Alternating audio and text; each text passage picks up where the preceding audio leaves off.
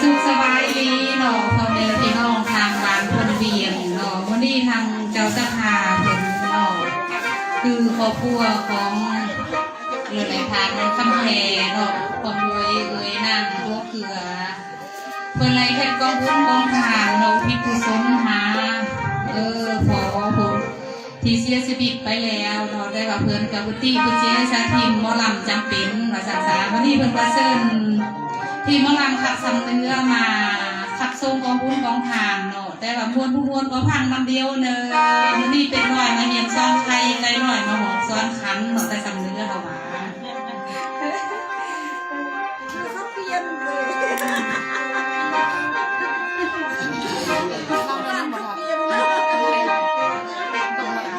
น้ำขิงเนี่ยเขาไม่ได้เขามาเสียบน้ำอุ่นน้ำขิงเนี่ยเลยมาลาสิโตปากเบาลาหน่อยสิขอเราสมมาพ่อแม่เอ้ย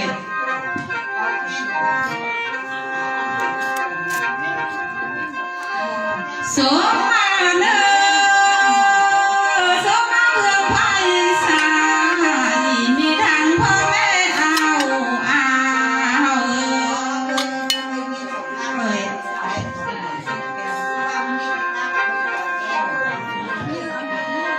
มือดีรักที่สมงามเนอทางเมืองไผ่ขวางที่ลุงตาหลายคัน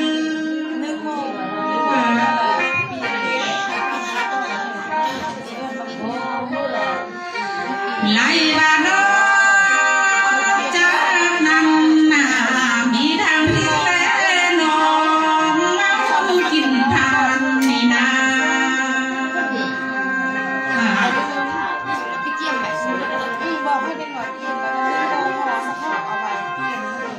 ไล่บ้านคือนี่นานางที่สมมาพาสะเทิงเจ้าอย่างหัวเดินเสียบเขาก็นั่งเราคนเดียวนั่งเที่ยงไร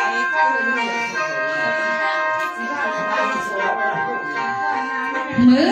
ดีลาที่สมมาพาสะเทิงหัวอย่าไรบ้าง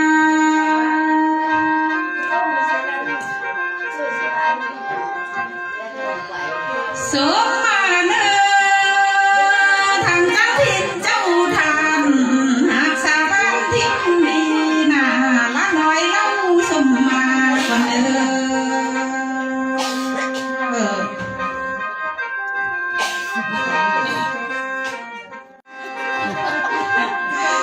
ไล่บ้ามือนี่นาว่าสมมาเนอแต่แม่ทอรานีผู้เป็นโสพีสะเทือนใจทั้งพื้น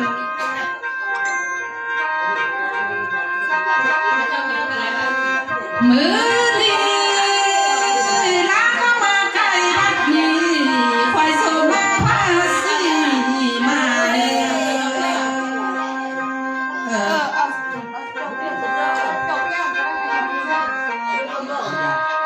ไล่บ้าใกล้กาดีต้นนางสมมาพาเจ้า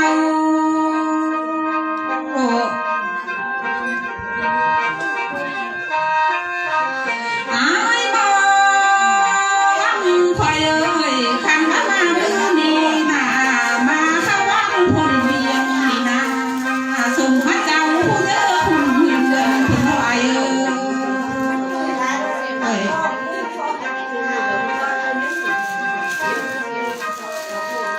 สมมาเนอสมมาแต่ลำเสนในทางห่วงสุดจะเน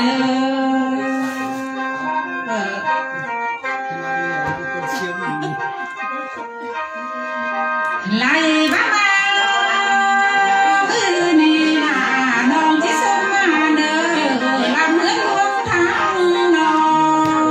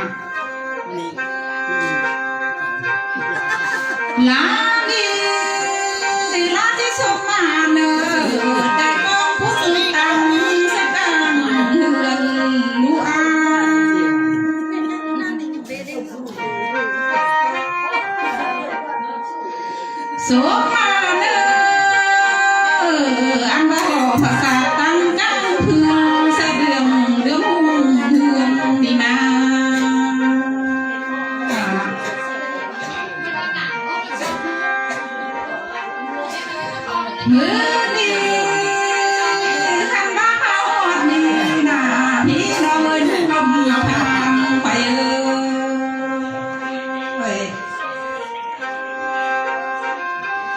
ไหลมาตามสมมาเนี่ยนามีคำเจ้าบอกไม่มาไว้สมมามันมาบอกมีเนอ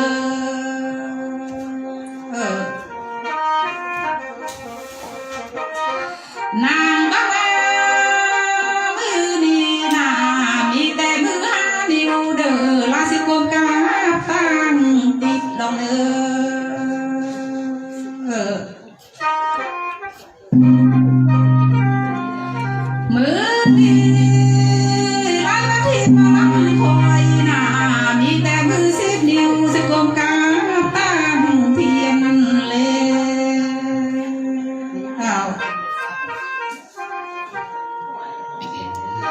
หมอเอ้ยมีแต่ผมอยู่ว่าสมาเพียงต่างดอกไม้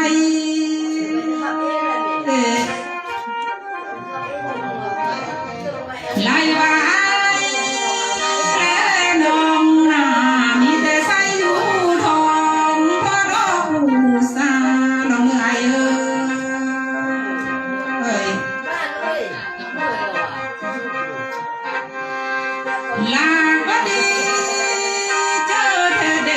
มาลังเอ้ยอายและน้องนาเห็นหน้านำสะตื้อร้องเมืองนี่แหละ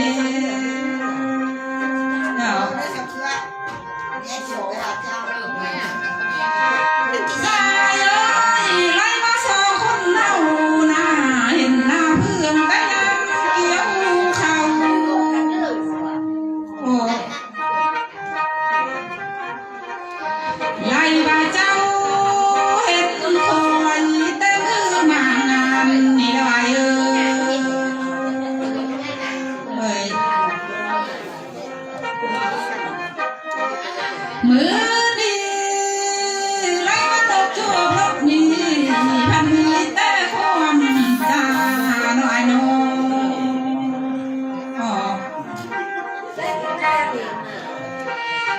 ขันบักกาจวบกามีแต่ความเบาโอ้ลาน้องเอ้ยขันบาเจ้าจวบคอยมีแต่ความดมโนละโน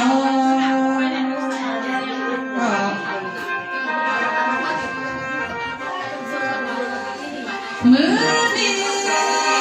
ยายก็มาเห็นน้องนาพี่อายพักเอาทำพักไปเจอเด้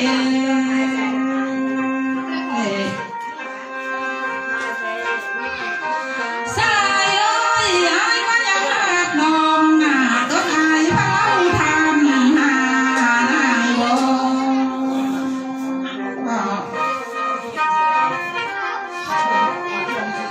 อายก็ทำ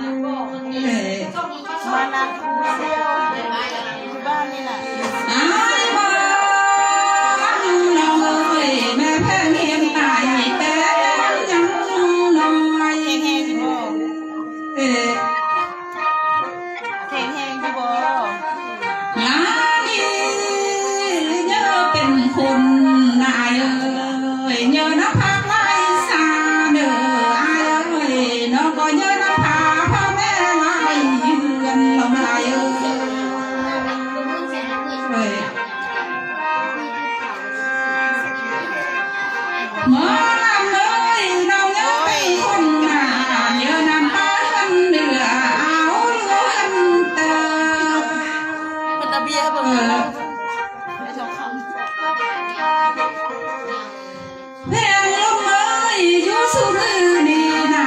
น้อยกินเลยคนดีน้องยังเพิ่งก่อสการกรรมเบอร์ลูกนี่เลย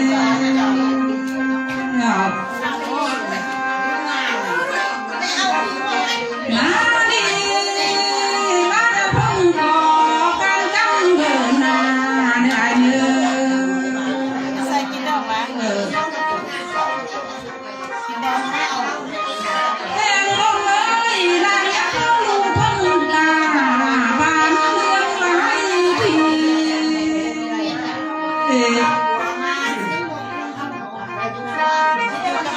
ลาอยู่สุมือนี่นายังเพิ่งที่เพิ่งน้องได้มายิ้มได้เนื้อ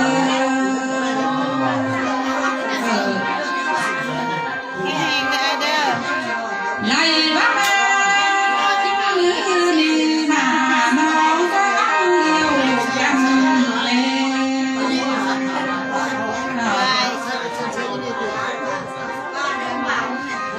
น้องบ้าเป็นอายนาเอ้ยน้องทำข้าวหาใส่ก่อนเลย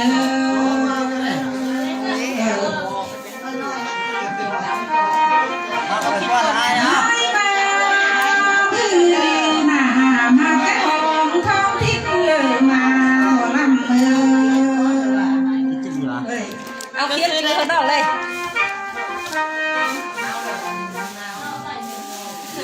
สายเอ้ยอันมาแต่ไก่นึกว่าแต่เธอ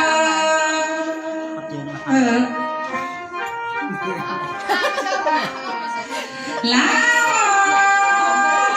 เลยอายมาแต่เจอบ่หรือมาแต่เนื้ออายจะเบาเล่าตอนนั่งพังเลยเนื้อ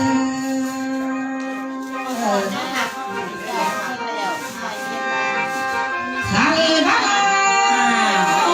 ดีนาความทำข้าวนี้สิโจยไว้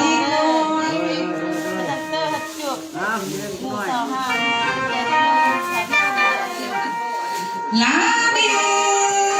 ลาที่จะมาเบาลาพูดถึงสมพันธ์กว่าเนื้อ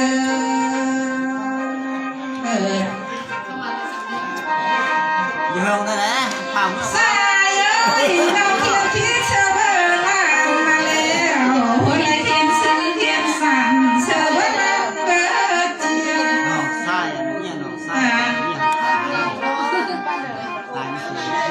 หายบอกเขียนน้องเอ้ยเพื่อพาเทียนซื้อหน่วยส่งข้าวหานางใหญ่เอ้ยลาการเถื่อนนั่งมาเป็นหูตกก่อจากเทเลงามตาเทเลย อมกันเขาเท่เลยบ่ ลาเถื่อสมมาเป็นโลหะสวยเถื่อละเลละน้อยทางที่น้องนำเรื่องซื้อนางคำบ่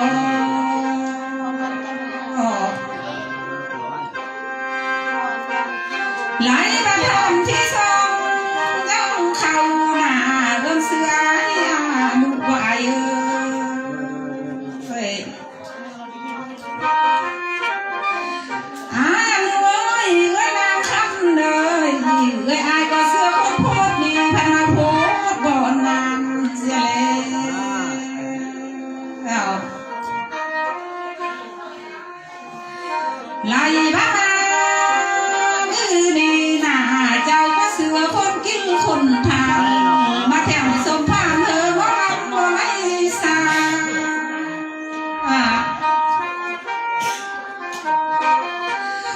ยังรวยเอ้ยนางคำเลยทางเงินทางคำเอ้ยไอ้ทางผู้เท่าเด้อ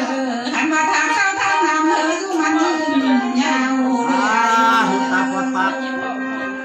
เอ้ย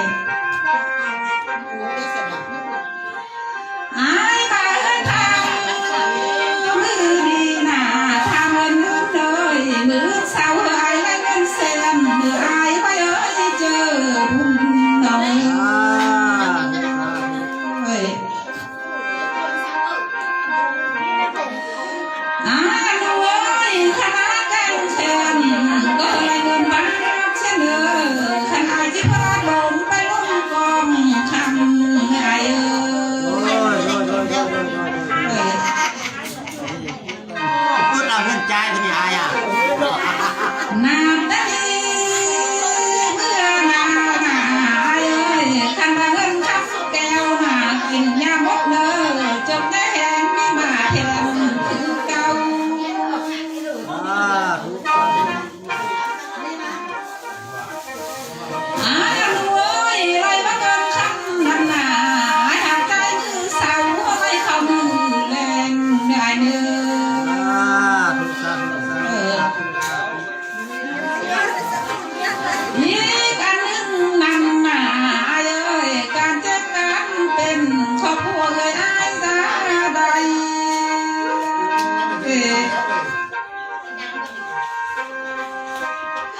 อ้ายรวยขันกับอกน้ำใครน่ะครอบครัวเจ้า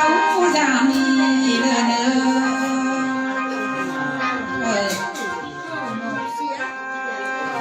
จ้า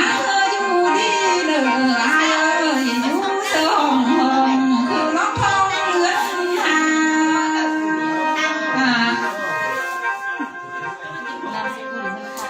ไล่บ้านนารับได้ดีเมื่อนาหนาอันเอ้ยขอพูดเจ้าหน้าอยู่กลางแก้มเด้อคือล็อกมาปอนเดือนสามนี่ไงเด้อ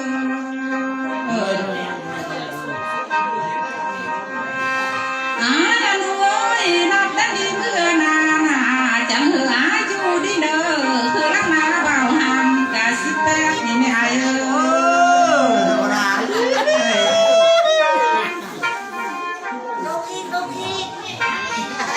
จังขอให้ไหล30มีอาเราเสนอ แข่งคนประเทศโลก อารวยนับได้เมื่อนาเคย30มีอาน้อยเด้อไอ้30มีอาไปได้เลย รอดละ ไล่บ้านมาโอดอยู่น่ะความพ่อน้องท่านยังบ่ไล่เสียเอา แบบ อายันเว้ยไปงานหูทำหน้าพันแม่หัวกองเด้อมีแต่สองสามเข้าข้างเบาบ้านเราด้วยความเหนื่อยเอ้ยไอ้บ้านโอ้ดีน่ะหมอลำเอ้ยนกจิกเหนื่อยนกตู้คันทางนางเด้ออันวัดโลยังเหนื่อยหนองคันเปียงไล่บ้า